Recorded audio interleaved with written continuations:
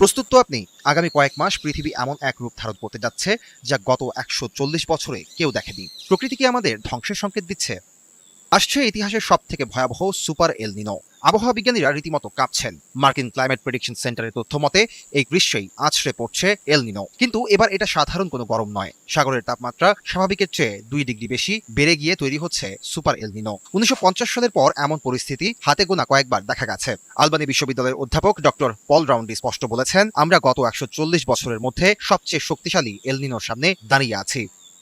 কি হবে এই সুপার এল নিনোর প্রভাবে? একদিকে যখন ভারত, অস্ট্রেলিয়া এবং দক্ষিণ আফ্রিকায় আকাশ থেকে আগুন ঝরবে, দেখা দেবে তীব্র খরা আর পানির হাহাকার, ঠিক তখনই উল্টো দিকে আমেরিকা আর মধ্য এশিয়ায় দেখা দেবে প্রলয়ঙ্করী বন্যা।